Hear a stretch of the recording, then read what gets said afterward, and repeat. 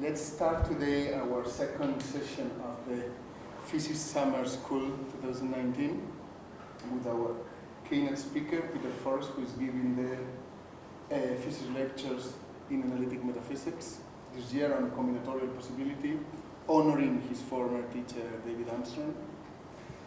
So I am happy as well because I see from this point of view a lot of friends from other places like Lisbon and other places. So Peter today is going to talk about some inadequate theories of possible and conceivable situations.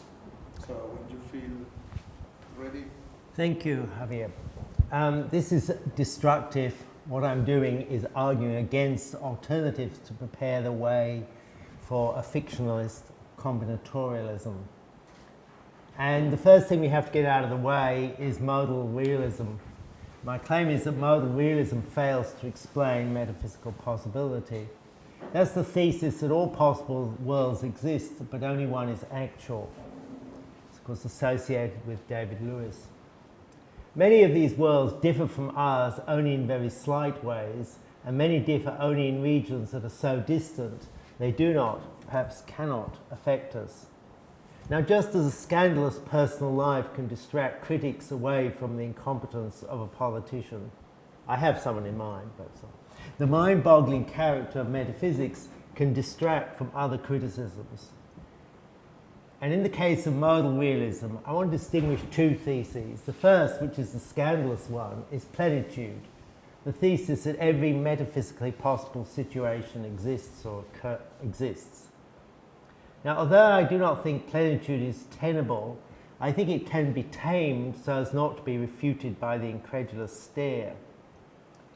But it's the second thesis, the one whose competence I challenge, is that plenitude explains the nature of possibility and of counterfactuals. It's a dilemma for plenitude taken as an explanation. Is actuality a property or a relation? Actuality is a property, which might have been Leibniz's position, faces an objection due to Donald Williams and developed by David Lewis. Our merely possible counterparts would be exactly like us, so what difference does actuality make? Louis de Molina went so far as to consider the free choices merely possible creatures make and proposed that God decided which ones to actualize based on these three choices. This, I say, brings out the absurdity of supposing there are possible persons who are just like us except they're not actual. Aren't they too much like us? And shouldn't we conclude, therefore, that we ourselves lack actuality on the grounds the vast majority of people do? This absurdity shows that actuality is not a property, or so it's argued. Now there's a difficulty.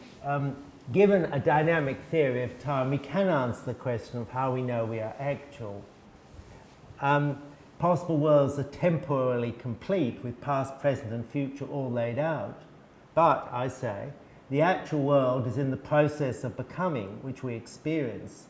So the actual world is not strictly speaking one possible world among others.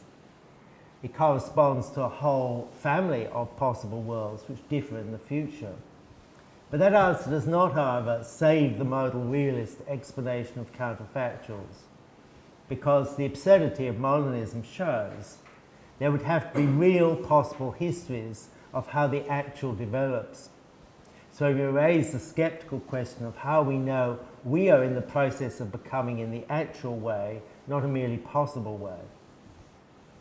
The other horn of the dilemma is to take Lewis's relational, or as he says, token reflexive theory, that actuality is relative to a person and X is actual for Y if X and Y belong to the same world, if they are worldmates.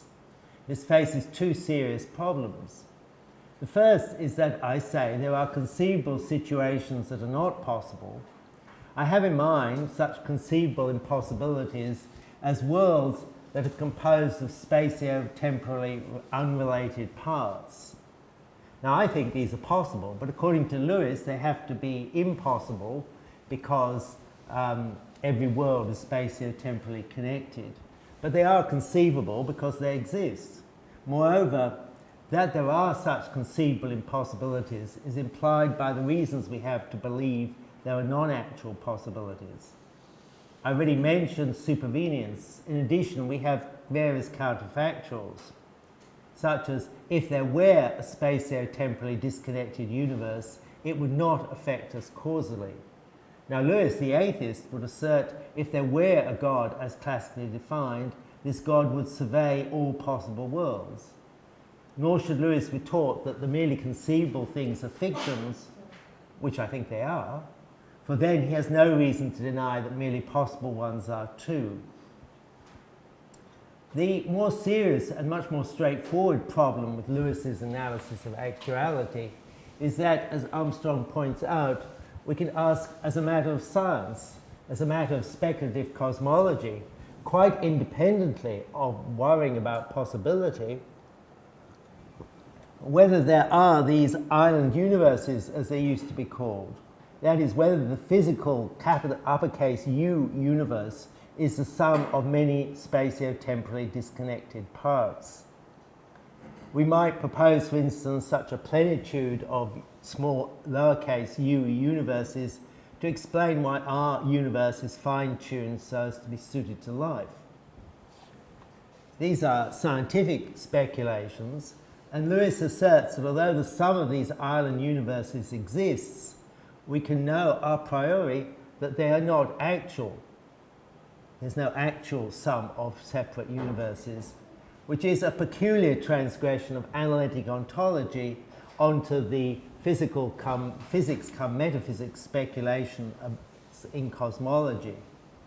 I think we should try to avoid our analytic ontology being not dogmatic, but laying down such, having such conclusions for what is largely a scientific or philosophical in a different, more general way discussion. I am therefore fictionalist about non-actual things.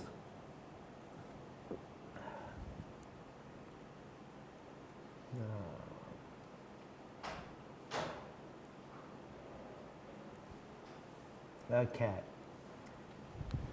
Perhaps the most, this is section 2.2, perhaps the most popular theory of possible worlds is that they are maximal consistent sets of propositions, or even just maximal propositions, which I'll turn to in the next section. In this section, though, I consider Stalnaker's position one that I used to hold, namely that non-actual possibilia are uninstantiated universals, with actuality being instantiation. One objection, a Geach type objection, is that universals are just not the right kind of thing to be a possible situation. But let's suppose they were, then we would have a Williams-Lewis argument. How do you know you're not an uninstantiated universal?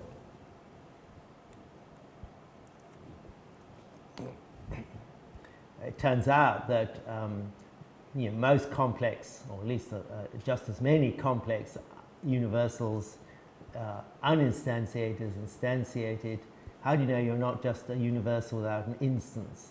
And if you say that, well, it's not the right sort of thing to be a universal, then how can possibilia be universals?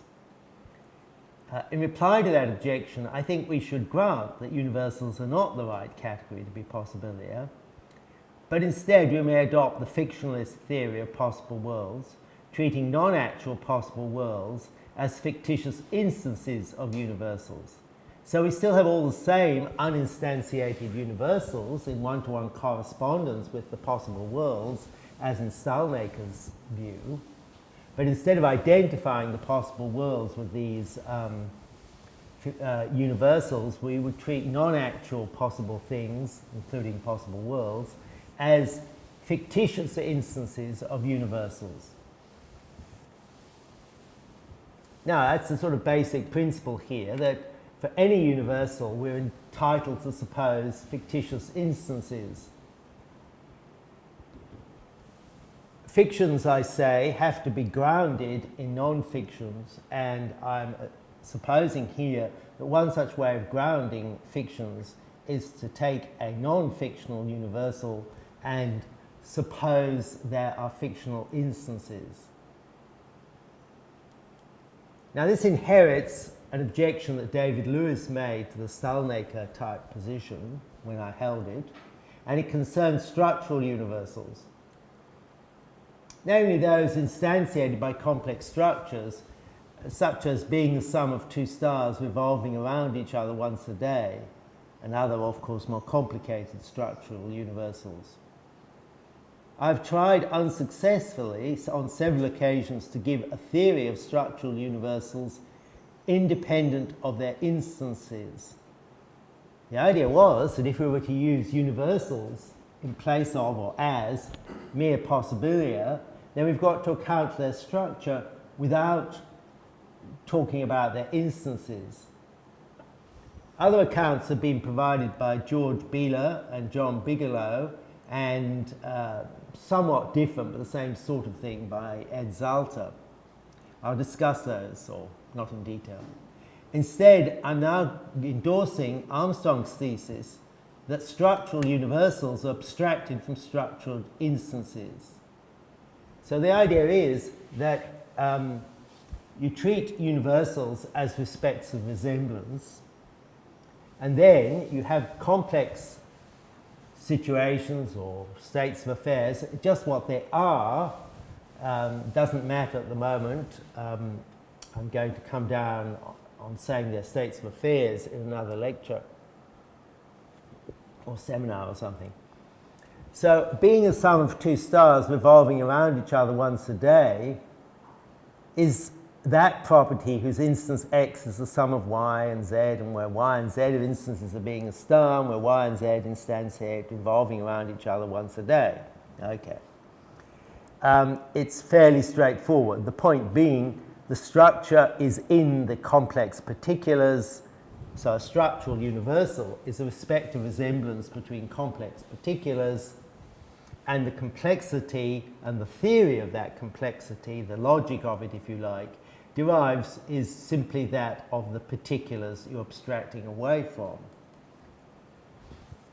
Because of the difficulties which I will go into with various algebraic, as I'll call them, theories of structural universals, this seems to me the only plausible account of structure. And it commits me, therefore, to the conception of universals as respects of resemblance, because that's how you abstract the universal from the complex structural instances. So,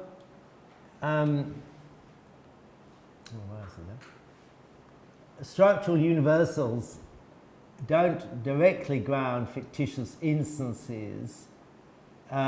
Instead, they are analysed in terms of their real and fictitious instances. So, if you have a structural universal that has no is uninstantiated, it only has no non-fictional instances, then we can't abstract it from purely fictional instances. Sorry, it's the other way around. I'm getting completely muddled about this. Let's just forget that. That can't be right. I'll come back to that when I can make sense of it. Okay, so now let's see how we can provide a theory of structural universals without referring to their instances. That's the alternative. So what I'm saying is the only theory that I think is adequate of structural universals is we consider the instances and abstract away to get the structural universal using the idea of universals as respects of resemblance. I now want to look at alternatives. These are combinatorial theories of structural universals. At least they should be described as combinatorial if the atomic universals, those without further structure, are parts of more complicated ones. do I mean atomic or universal or simple? I think I mean atomic here, yes. Our parts are more complicated ones. Otherwise, I call it an algebraic theory. The difference is that a combinatorial theory cannot plausibly rely on the operation of negation. For the putative property, not being read, is not plausibly part of being read. It's not part of being read. How can the negation of something be part of it? Now, Bieler has proposed an algebraic theory of structural universals, which he says goes back to Plato, who talks of the interweaving of forms. And somewhat similar accounts have been provided by John Bigelow and by myself at some stage. His theory is interesting in that it provides a theory both of qualities and concepts, and it treats concepts as well as qualities as combinations of the basic universals, the atomic universals, but using different composing operations. Consider, for instance, the all too familiar concept of x loving y, but y is not loving x. The first step is to consider the conjunction of loving and its negation. X is loving y and u's not loving v for place.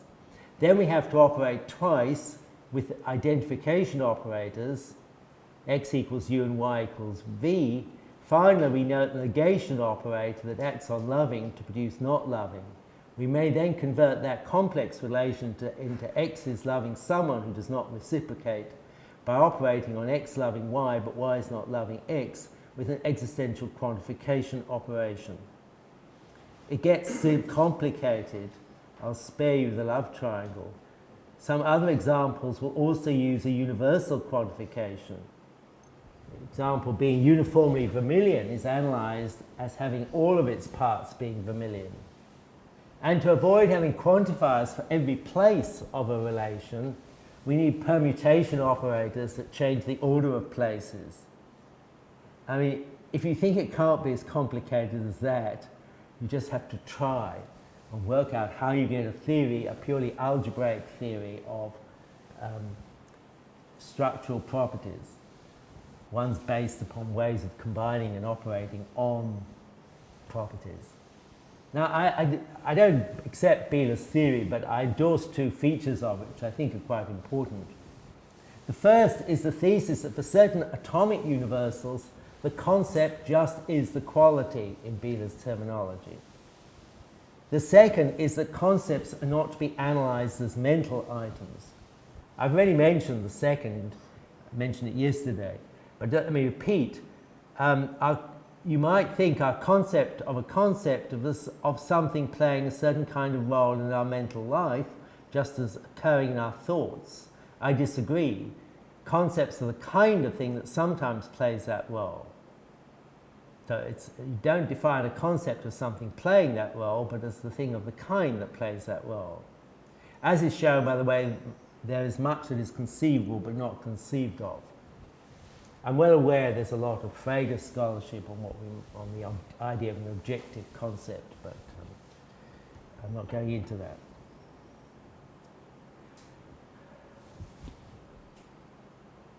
If we merely, that's the thesis, helps explain how it is that we are able to think about what is real, while we're not, as it were, locked up in a mental world. If we merely said that concepts were correlated with real universals, we would have a familiar correspondence problem, that our grasp of reality would depend on knowing the nature of the correspondence between the mental concepts and the universals in things. But any theory of the correspondence would be in terms of various concepts, itself require further elucidation in terms of the correspondence of these concepts. It's a familiar argument. You may think the argument's not a good one, but you'll recognize it. The same kind of problem occurs with truth-making, with correspondence theories of truth.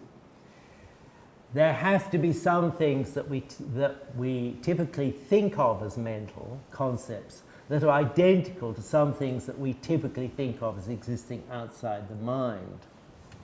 Otherwise, we are just unable to think about things as they are.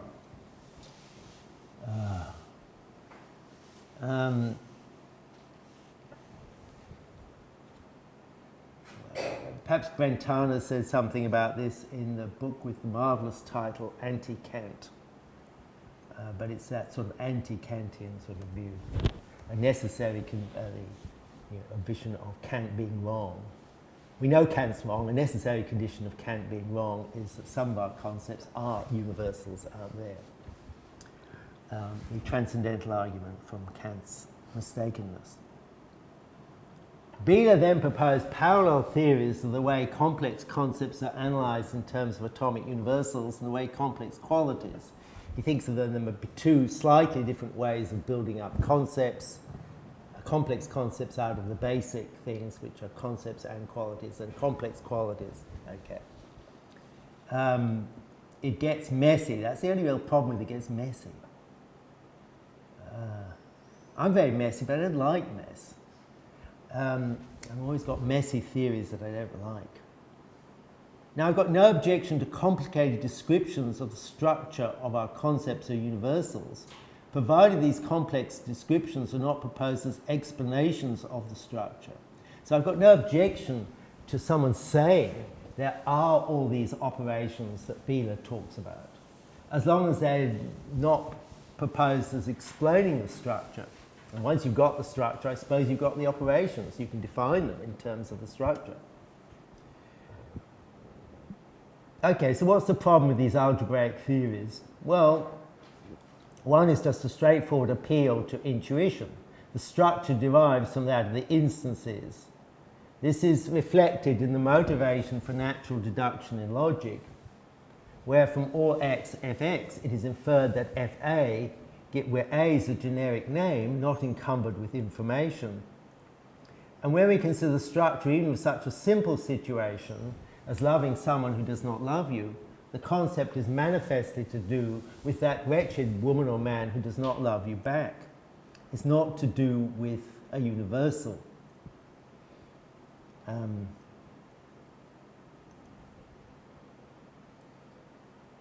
The obvious objection, though, is the complexity of the theory. You've got a fundamental theory, and there are just too many algebraic operations composing universals out of universals. David Lewis complains that there should only be one, the only operations that you're allowed are those of mereology, parts and wholes. So he allows summation. He's quite happy about you saying that one universal is the sum, mereological sum of other universals. But there are just too many different operations, all of which are somehow meant to produce something out of something. And David Lewis's idea, well, you know, if you're going to make something out of something, you've got to rely on parted. Well, if we treat universals as themselves operators, a conception I've now had to abandon, there is another operation we can take for granted, the familiar composition of operators, which is an operation on operators. Naturally enough, if you've got two operators, you can compose them, operate with one first and then the other. So that gives you two bits of machinery, the part-whole relation and the composition of operators. But that's clearly not enough. I've tried, it's not enough. Perhaps the most suspect algebraic operation is identification of places. It's to take a relation, say, being adjacent to a nice two-place relation, you form from that, on this view, the property being adjacent to itself, which everything has. So if you may not like that example, think of another one. Well, it's a bit odd to think of that as an operation on the universal because it's just the same universal. I mean, identity is trivial. Why do we have an identification operator? But we've also got the problem of negation, which we've come to later in the seminar. There are universals that seem to involve negations. For example, if you do take mereology as fundamental, what about the relation of being disjoint? Okay, that means not overlapping. Well, it seems a perfectly natural relation. It's not it's not some kind of gerrymandered property like Groom, but its analysis involves the negative, not having a common part. Or to take another example, that if that's not persuasive, what about the idea of contrast? A pattern, as it might be the smiley face printed on my reddish-green t-shirt, might be said to contrast to its, forget about the reddish-green, might be said to contrast its surrounding if it's clearly visible. A bright green smiley face on a bright green t-shirt does not give you a smiley face because there's no contrast. Contrast is important. It's to be analysed as not being of similar colour to its surroundings. Again, if you have a sparse theory of universals and you don't automatically allow a universal for every predicate, you've still got this problem that some universals seem to require a negation in their analysis. Now, there are two reasons for not treating negation as a genuine operation forming universals out of universals. The first, stressed by Armstrong, is which I'm relying on, is the idea a universal is something that is common to its instances, I would say a respective resemblance. But clearly, lacking a respective resemblance does not usually confer one. To use an example that goes back to Hempel's paradox, two things do not resemble just because they are not black and not ravens. The other problem is that much of the appeal of an algebraic theory is lost unless it is also combinatorial, where the idea of combination is the combination is composed from which it is combined. Now, we can think of the conjunction of two universals as composed of them. But, I mean, that's sort of intuitive. Okay, makes sense. But negation isn't like that. Being rough is not a component of being smooth. That is not being rough. Being curved is not a component of being flat, nor is being flat a component of being curved. Now, I'm no enemy to fictions. They're just friends whom I dislike. So let us consider the suggestion that universals that fail to contribute to resemblance are mere fictions. But that's no comfort to defenders of a combinatorial theory of structural universals. Because a combinatorial theory does not merely require these now supposedly fictitious negative properties, but requires them as constituents of ones that do contribute to resemblance. And it's hard to see how a fictitious property could be somehow constituent of a non-fictional one that contributes to resemblance. So if we take biological kinds to be universals, which I think should be controversial as a sort of metaphysics of biology, if you like, which you would, I don't know what other problems it's got in it, but one is whether biological kinds are universals. Then we may take paraphyletic taxa, such as the fish, as an example, since they're vertebrates but that are not tetrapods. It's a taxa defined by excluding tetrapods, that's basically land vertebrates, from a larger group to get ones that we refer to as fish. And I can and probably shouldn't multiply biological examples. Perhaps the most amusing one is that the old order of even-toed ungulates, that includes cows and pigs, is paraphyletic because it excludes whales, which are now thought to be related to hippos.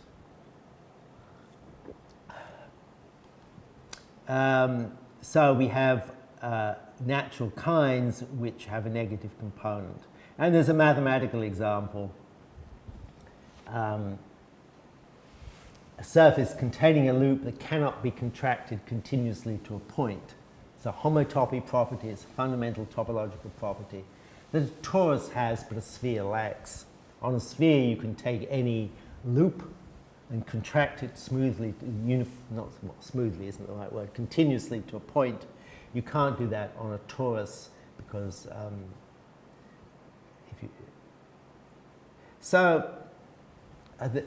those are all reasons for saying that we really can't avoid saying that some universals have a negative quality to them, and that rules out a combinatorial theory and an algebraic theory that isn't combinatorial loses some of its plausibility. So now we turn to the most popular idea that worlds are maximal propositions or maximal sets of propositions or states of affairs. These are all variants. The phrase state of affairs is ambiguous between Chisholm's sense and Armstrong's, the latter being an obtaining state of affairs.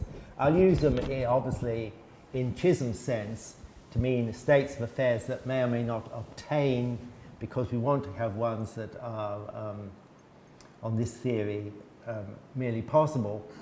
The difference between a proposition and a state of affairs seems to be that necessarily equivalent propositions correspond to the same state of affairs.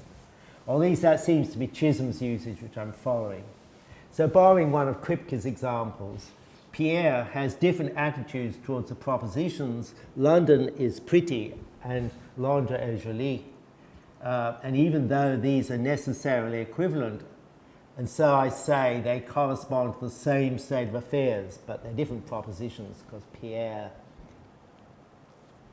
is misguided, not incoherent. A related difference is that there are consistent but impossible propositions. Sorry. Namely, the conjunction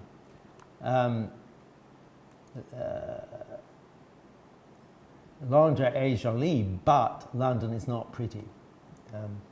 Chisholm's hypothesis of real states of affairs, that in most cases fail to obtain, is either a version of modal realism, or if not, is open to the same type of Williams-Lewis objection. Consider the state of affairs of Descartes or his counterpart thinking, I think, therefore there is a state of affairs in my thinking, but how do I know this state of affairs obtains? There's the state of affairs of Descartes thinking this. Descartes didn't actually think that, but the Descartes in the state of affairs that thought that would have every reason to think that as much reason to think that he was actual as the actual Descartes had to think that he was actual. I conclude that Armstrong's right to take non-obtaining states of affairs to be fictions, to retain the nexus between universals and possibility that I discussed in the first lecture. I treat these fictions as sums, mereological sums, of fictional instances of universals. And that is Armstrong's combinatorial theory, which I have come to accept. That fictional states of affairs are mereological sums of fictional instances of universals, and mere possibilia are fictional states of affairs. What's the alternative? Well, the alternative, which I suspect of being the orthodoxy, is that possible worlds are composed in some way of propositions. So we can replace states of affairs by conjunctions of necessarily equivalent propositions. Now, we cannot coherently think we might just be constituents of a proposition. We know enough about ourselves, enough about what a proposition is, to know that we're not just parts of some false proposition.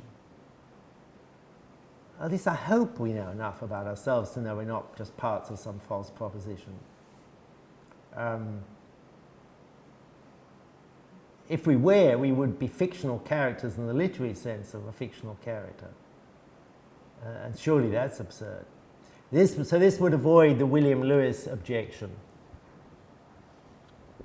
So conceivable worlds correspond to, on this view, maximal consistent sets of propositions and possible ones to those in which each set is closed under metaphysically necessary equivalence.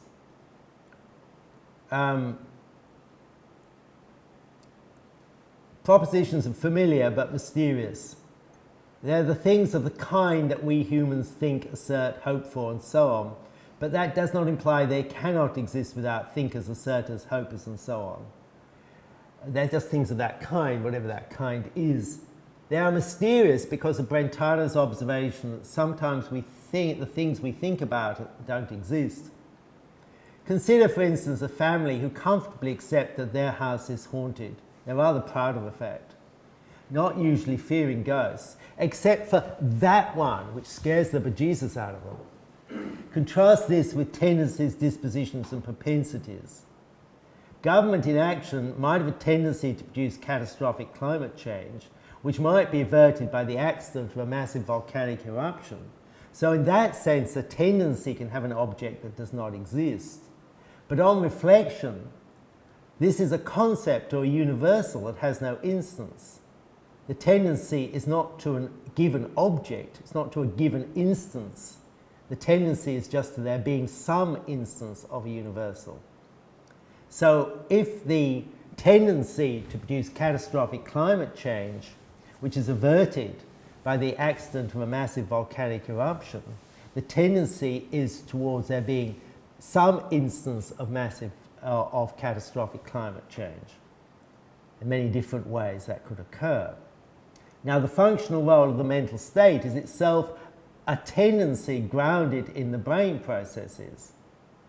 I mean, I'm not talking about qualia here, I'm talking about the mental states involved in propositional attitudes like belief. So Brentano is right, there is something distinctive about mental states, namely the intentional object might not exist. The object, that thing might not exist. It's not just a matter of there not being an instance of something we are tending towards. I conclude that non-existent objects that are components of propositions are fictions, just like as non-existent objects that are components of non-obtaining states of affairs.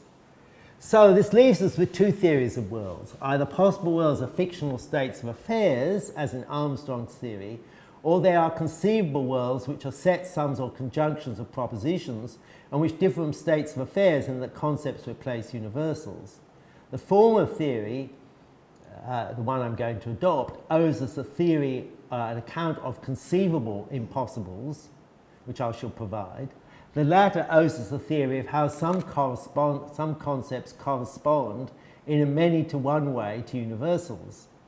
I note that the criticisms of the algebraic theory of structural universals defeat Bieler's initially attractive theory of how complex concepts correspond to structural universals.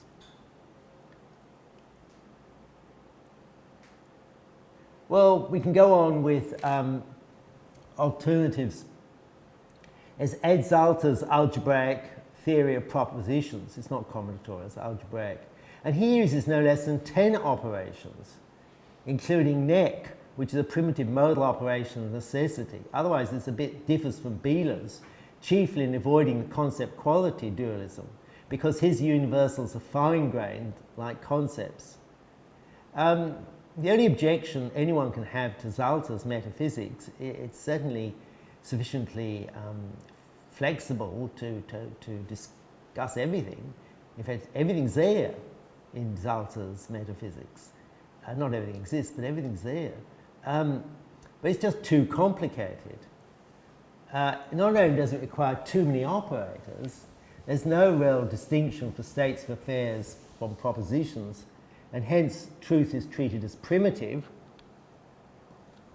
which might be something we would avoid, I don't know. And it requires non-existent things.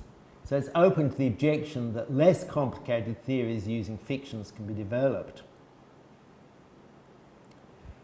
Well, there's also a neo-Russellian theory.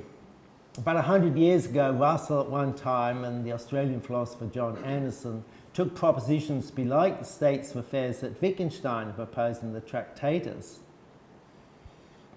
These are very much as in the theory of states of affairs, but to get a proposition instead of a state of affairs, we replace universals by concepts. Sorry about that. The idea is, the The things the propositions are about are constituents of the proposition on this theory. Now, if we took propositions to be too like a state of affairs, this will have the problem of the false proposition. Suppose you believe that Lima is hot, looking at where it is on in the world, and that the proposition that Lima is hot combines Lima with the property of being hot, then the existence of that proposition would seem to make it true that Lima is hot, which is false. It's not.